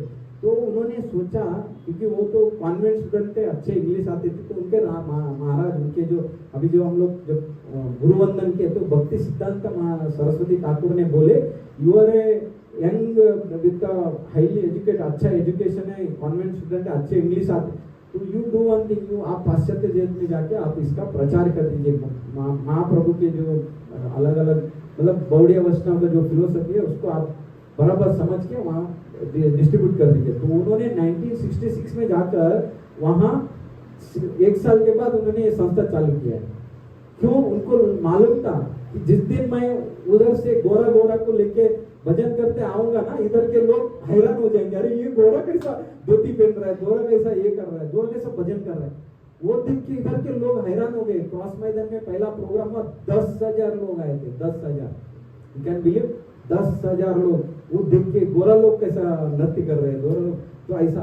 तो आप कभी कभी क्या होता है दुनिया में, किसी चीज को सीधा उंगली से गिने का तो टेढ़ी करना पड़ती है ना। तो प्रभुपाद ने तभी सोचा कि ऐसा करने से ये लोग चेंज होंगे, नहीं तो नहीं। क्योंकि आज भी हम लोग इतने सब कर रहे हैं, आयरोली में कितने हजार लोग हैं, आते गिन चुन के 100-200 लोग ही रहते हैं। अब भागवत कथा किया उस दिन, जन्माष्टमी में कितने लोग आए, बट आज कथा में कितने लोग, क्योंकि हर आदमी को अटैचमेंट, वो बंधन में बोला ना, वो जकड़ लिया है, वो छूटना नहीं चाहता है, क्योंकि उसको उसी में मजा आ रहा है ना। जिस दिन उसको, अभी जैसा हमने बताया, ये सब बुलबुले है, बुल जिस दिन फट गया, ठुक खत्म, उस दिन अरे यार क्या हो गया दुनिया, फिर वो किसी को ये मारती है, लकवा मारती है, पैरालिस होती है किसी, क्यों? दुनिया भर का टेंशन लेके घुमाए हो, फैमिली कैसा संभालना है उसको, क्या कभी उसने वो विचार, ये वैदिक फिलोसफी सुना ही नहीं, क्या करना है क्या नहीं करना है, तो ऐसा होता है। तो ये भगवान कृष्ण ने ये बता एग्जाम्पल दिए हैं इसका, इसलिए तो आगे चलते हैं हम लोग, अभी बहुत और भी बहुत है। तो इधर भगवान के कितने बच्चे कितने रानी वो सब उल्लेख है। तो यहाँ बता रहे हैं, अभी अपने पास टाइम नहीं है, थोड़ा ही खत्म करके। हाँ, उग्रसेन के पास शिक्षा, उनका जो बच्चों को शिक्षा देने के लिए टीचर कितने थे? 3 करोड़ 88 लाख, मतलब 3 करोड़ 88 लाख शिक्षक थे उनके पास, भगवान कृष्ण के जो इसमें अपने द्वारका में उनके बच्चे, मतलब सोचो आप, अगर 3 करोड़ 88 लाख अगर बच्चे वो शिक्षक लोग थे इतने, तो इमेजिन उनका पॉपुलेशन क्या होगा। तो वो पॉपुलेशन नीचे दिया है। उनकी सैन्य की शक्ति की प्रश्न ही अलग है। कहा जाता है कि अकेले राजा उग्रसेन के पास एक नील सेना थी। एक नील सेना मीन्स एक के सामने 5, 6, 8, 10, 12, 15 जीरो, उतना सेना थी। इतना आप ऐश्वर्य, भगवान इसलिए भगवान है वो, हम सब सोच नहीं सकते। शीला सुखदेव गोस्वामी भगवान के 5 विशेष विशिष्टताओं में ऐश्वर्य को बताते हैं कि श्रीमद् भागवत में 10 नवा जो अध्याय है, ये सब जो एक्सप्लेनेशन दिया ना, वो में श्रीमद् भागवतम का 10वें खंड में 9वां अध्याय है। 9वें अध्याय का ये पूरा अभी तक जो डिस्कस किए वो है। तो प्रथम विशेषता है कि यदुवंश में श्री कृष्ण के प्रकट होने के पूर्व गंगा नदी, जब भगवान यदुवंश में प्रकट हुए ना, उसके पहले ये भारतवर्ष में गंगा नदी सबसे पवित्र थी। गंगा नदी में अगर किसी ने नहा लिया तो पवित्र हो गया, ऐसा बोला जाता था। किंतु जब भगवान कृष्ण परम विष्णु यदुवंश में प्रकट हुए, तब उन्होंने स्वयं यदुवंश का संपूर्ण राज्य की यात्रा किया और यदुवंश से उसके इतने घनिष्ठ संबंध के कारण यदुवंश न केवल बल अत्यंत प्रसिद्ध हो गए, बल से और इससे प्रसिद्ध हो गए, अपितु यह दूसरे शब्द में गंगा जल से अधिक प्रभावशाली हो गए। यदुवंश से अगर आपका कनेक्शन है तो आपको पैसे कोई था। अभी देखो एग्जाम्पल, भक्त को वृंदावन जाता है मीन्स उससे दूसरा बड़ी कोई चीज नहीं है। अगर हम वृंदावन जा रहे हैं तो हम लोग जैसे ही मथुरा उतरते फ्लैट हो जाते हैं, सो जाते हैं उधर, तो वृंदावन आ गए। तो भगवान जब ये वंश में जन्म लिए ना, उसकी वजह से यदुवंश का इतना प्रसिद्धि हो गया और इतना ये हो गया। तो ये भगवान का स्पेशल मर्सी है यदुवंश के लिए, और उसके लिए वो लोग भी अलग नहीं है, वो भगवान के ही पार्षद थे। तो गंगा जल से भी पवित्र हो गए लोग। इसलिए भगवान जब धराधाम छोड़ के गए तो उनको भी लेके गए ना साथ में। वो रखते तो बाद में तो उटंग पटंग चालू भी किए थे ना, वो लोग यदुवंश लोग जितने थे उटंग पटंग चालू किए थे। तो इसलिए भगवान का अगर हमने रिलेशन डेवलप किया, और उसको रिलेशन डेवलप करने के लिए एक कलयुग में एक ही चीज है, वो है हरि नाम। हरे कृष्णा कृष्णा कृष्णा हरे हरे, हरे राम राम राम हरे हरे। कलयुग में अगर आपको रियल में अगर प्रगति करना है भक्ति में, भगवान बता रहे इधर कोई योग करना जरूरी नहीं है, अनुलोम विलोम वो ये सब छोड़ दो, वो सब ठीक है हेल्थ के लिए। कभी कभी अगर आपका कोई हेल्थ प्रॉब्लम है तो कर सकते हैं, लेकिन आप मॉर्निंग में ब्रह्म मुहूर्त में उठ के भगवान का नाम जप करेंगे ना, उससे बड़ा चीज दुनिया में कुछ नहीं है। इसलिए पांडव और कृष्ण भगवान की एक कथा आती है, जब अर्जुन और अपना भीम और नकुल सहदेव लोग सब जा रहे थे साथ में, तो एक जगह भीम देखता है एक बहुत बड़ा पहाड़ से इतना बड़ा पत्थर आता है, पत्थर बड़ा आके आते फिर सीधा वो ऐसा लगता है कि, लेकिन एक जगह जाके छोटा जगह पे वो रुक जाता है। तो भगवान को कृष्ण को प्रश्न करता है भीम कि अरे इतना बड़ा पत्थर सब झाड़ को तोड़ फोड़ के आ गया, लेकिन एक जगह रुक गया आके। तो बताए इसका मीनिंग क्या है, इसका आगे का क्या है।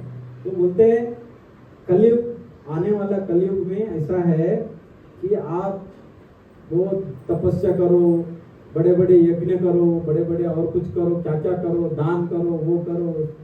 वो झाड़ पत्थर तोड़ गया था ना वैसे, लेकिन ये तिनका छोटा तिनका वो पत्थर को पकड़ लिया ना, वो क्या है, बोलते हैं हरि नाम है। जब आप नाम आश्रय में जाएंगे ना, गुरु के इससे नाम आश्रय में जाएंगे, तब वो आपको मतलब आपको ऐसा लगता है ये क्या पागल जैसे लोग नाम बोलते रहते हैं, क्या होता है उससे? वही चीज है जो छोटा सा तिनका है ना, वो पूरा बड़ा पत्थर को पकड़ के आपका जितना पाप है ना, जितना आज तक पहले जन्म में किया, अभी किया, आगे भी करेंगे आप, वो पाप को धो डालता है पूरा वो। इसीलिए अधो शब्द, साधु संग, भजन क्रिया, अनर्थ निवृत्ति। अनर्थ मीन्स क्या है? ये भर भर के हमारे अंदर, हम हर एक टाइम पे हमारे अनर्थ किधर क्या है कोई भरोसा नहीं है। एग्जाम्पल आपको बहुत मिलेंगे, विश्वामित्र कैसे गिर गया अनर्थ, जब वो कहां से, एक सौबरी मुनि थे ना जो समुद्र पानी के नीचे जगह ये किया, सौरभ क्या मुनि था उसका नाम, सौरभ, सौबरी मुनि ना, उसने खाली पानी में 2 मच्छियों को आलिंगन करते हुए देखा और 12 के 50 रानियों से शादी कर ली। तो कलयुग का, अभी आप वो सोचे वो तो बड़े शक्तिमान लोग थे, वो 50, वो तो अलग स्टोरी है, उसका 50 रानियों का तपस्या भी था, वो एक को शादी करेंगे, क्योंकि सोबर मुनि, आपको दाढ़ी वाला मुनि नहीं था, उसके पास तपस्या इतना था कि वो 18 साल का लड़का बन गया। जब वो राजा को मिलने गया, वो राजा ने बोला मेरा 50 बेटियां हैं, किसको जो पसंद है उसको शादी करो। जब वो अंदर गया देखने के लिए, तो उसने अपना रूप चेंज कर दिया, एकदम हैंडसम लड़का, वो 50 का 50 लड़की लोग इसके ऊपर फिदा हो गया और वो शादी, तो 50 के 50 बोले शादी करेंगे इसके साथ, ऐसा वो अलग। तो हमारी दुर्दशा देखो, कलयुग में अगर हम नाम के शरण में नहीं जाएंगे, आप बाकी कुछ भी करेंगे कोई फायदा नहीं है, क्योंकि ये भगवान का अगर हमारा रिलेशन, जैसा हमने गृहस्थ जीवन का मेन जो पॉइंट है, सेंटर पॉइंट है, वो भगवान कृष्ण है। तो आप समझ सकते हैं कि आगे चलकर अगर हमने भक्ति में, गृहस्थ जीवन में अगर हमने कृष्णा को बीच में नहीं रखा तो उटंग पटंग हो सकता है। तो इसका कोई ये नहीं है, क्योंकि भगवद गीता में भगवान बोलते हैं ये संसारी टेम्पररी है और क्वारलसम है, हमेशा झगड़ा, छोटी छोटी बात में झगड़ा होती है और ये स्थायी नहीं है, सब टेम्पररी है। तो मैं वापस सबसे रिक्वेस्ट कर रहा हूँ, आपने सभी ने अच्छे से कथा सुना सबने, और मैं आप सभी का शुक्रिया, और अपने कांग्रेगेशन स्पेशली बाल स्वरूप प्रभु आनंदी सुंदर माता जी और आप सभी का धन्यवाद कर रहा हूँ कि अभी 9 बजने को आए हैं, हम लोग कथा को विराम देंगे। और किसी को क्वेश्चन है, क्या त्रुटि, कुछ गलतियाँ हैं, तो आप मेरे ये आप बोल सकते हैं, आप बता टिप्पणी कर सकते हैं, या कोई आपके मन में अभी लग रहा है कुछ क्वेश्चन है तो बोल सकते हैं। अगर मेरे में कुछ कैपेसिटी है तो मैं आपका क्वेश्चन को आंसर दे सकता हूँ। हरे कृष्णा, हरे कृष्णा, कृष्णा कृष्णा, हरे हरे, हरे राम, राम राम, हरे हरे। इसका है क्वेश्चन कुछ? प्रभु जी आप कुछ टिप्पणी करिए, आप तो बहुत धन्य वैष्णव है आपके, थैंक यू। प्रभु जी ने बहुत अच्छा लेक्चर दिए हैं, हम लोग का मनोरंजन हो गया। प्रभु जी के लिए 3 बार हरि बोल बोलिए। हरि बोल।